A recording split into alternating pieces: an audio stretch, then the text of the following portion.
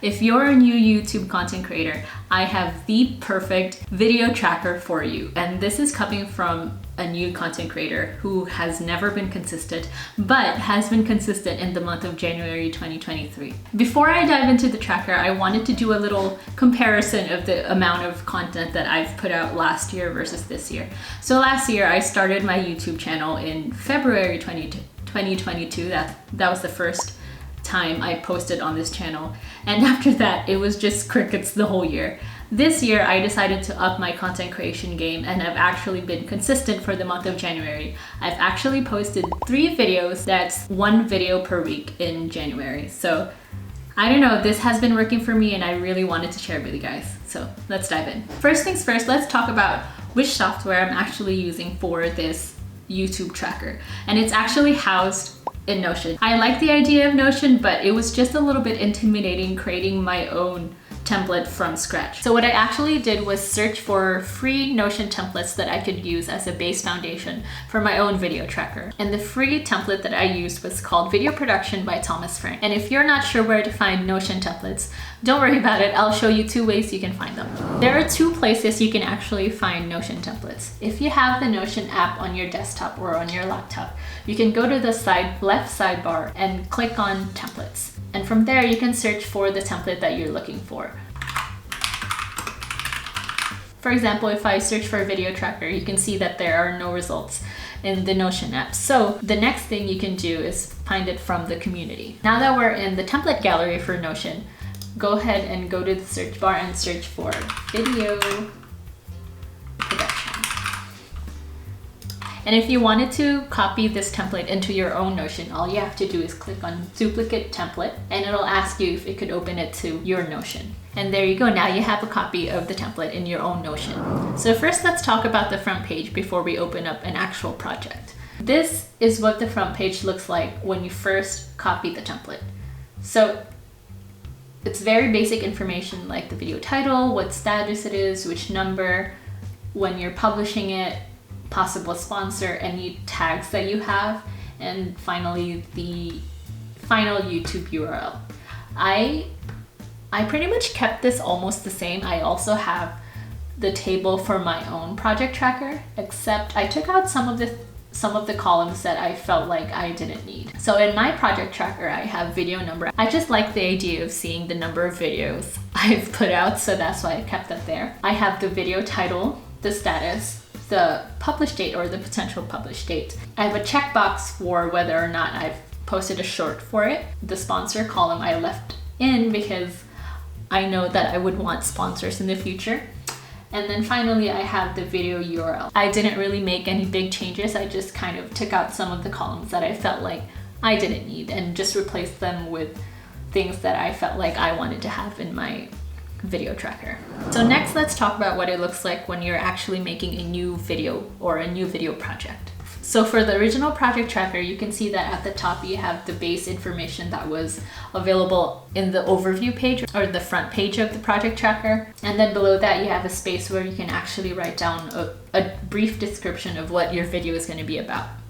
And then at the bottom of that, the page is actually split into 2 columns. So on the left column, you have the video meta, which includes titles, the keywords, the sponsor information, the editing checklist, the publishing checklist, content, and resources.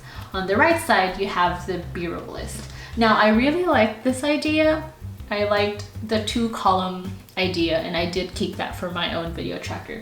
The problem was I felt like it had too much information for me that I felt like I didn't need. Also, I felt like the information like title ideas and keywords, I thought that the space was too small for what I wanted to write there. So I actually edited this page a lot to really suit what I was looking for in a tracker. So if you go on to my video tracker, at the top you have the video title and then all of the information that was found at the front page of my video tracker. So I have the status, the publish date, whether or not I've posted a short, the sponsor, the URL, and the video number. Below that, I have the description. So I kept that in because I like the idea of having a brief description of what the video is going to be about. I think it's really smart, especially when you're planning your video still. And then under that, I have the 2 columns. On the left, instead of having the video meta, the content, and the resources, I only have the video checklist. So this is something that I check off as I go, or as I go through the project. And then on the right, I have all of the information that I need to make a YouTube video. So at the top, I have the script. Under that, I have any title ideas I may have already for this video. Under that, I have the description, which is what I write in the description box of my YouTube video.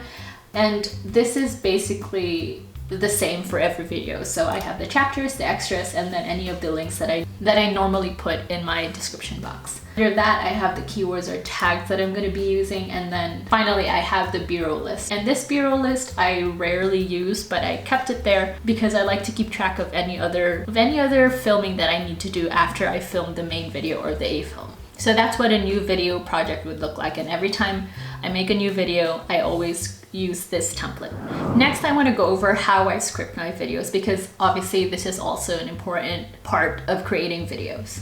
So let's create an example video project that I want to do. So let's say make a new listing and make a project template. So my script template is very basic. I just kind of write down any ideas of what I want to talk about, the points that I want to go over. And it just helps keep me organized when I'm trying to film, because filming is not something that comes naturally to me, and speaking on camera is something that doesn't come naturally to me. So I definitely need bullet points of what I want to talk about. So for my script template, I have the basic title of what the video is going to be about, just to keep me a little bit more organized, and it reminds me what video I'm scripting for. Then I always like to think about what the goal of the video is, like what value am I bringing to my audience, because obviously I always want to bring value every time I post a video. Then under that, I always want to think about who I'm targeting, because then that informs what kind of keywords I'm going to be using, what kind of tags I'm using, what I write in my titles. And then under that is just a quick rundown of what my videos normally are, which is first I have my introduction, so introducing myself, welcoming people to my channel. And then under that are the different points that I want to make throughout this video, or the different sections that I want to make for this video. And you can also use this as sort of a guideline for what your chapters are going to be like on your YouTube video. So for this particular video, for example, this is what my script looks like. So I have my introduction, my first point was the overview, the second point was the front page, the third was creating a new project, the fourth, which is where we are, is the scripts, and then the last part of this video would be the schedule, and then obviously the outro. So now that we've got that out of the way, let's talk about my YouTube schedule. So for my YouTube schedule, I actually just followed a schedule that Katie Steckley put out when she was talking about what her 2023 strategy for YouTube was going to be like. So I basically just copied her schedule, and I've kind of adjusted it as I've been creating more content. I've actually found a groove that works better for my lifestyle. Very similar still, but just a little bit more leeway when it comes to creating content. So on Mondays, I like to script my videos, and scripting also includes adding the metadata. So keywords, tags, potential titles, and then including the video description. I find that this really helps me lessen the load towards the end of the week when I'm closer to publishing the video, because editing the video and then publishing the video is actually its own process. So really having the title, the keywords, the descriptions out of the way really helps the publishing process go that much smoother for me. So on Wednesdays or Thursdays, I like to film, like today is a Thursday. It really all depends on my work schedule and my workload. So this week it was a little bit heavier on Wednesday, so I'm filming on a Thursday. Thursday, ideally, I'd like to start editing my video for publication on Friday.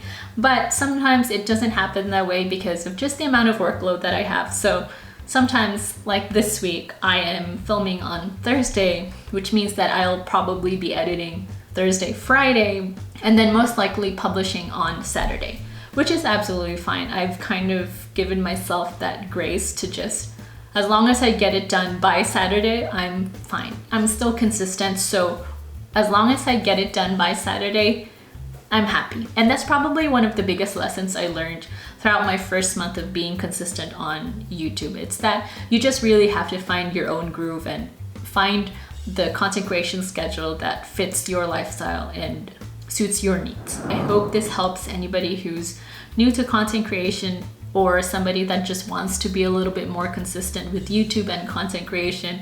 I know that it's definitely a huge undertaking, and I hope this makes the process much smoother for you. Thank you so much for watching this video. If you like this video, please give it a thumbs up. If you like this kind of content, please consider subscribing to my channel, and I'll see you in the next video.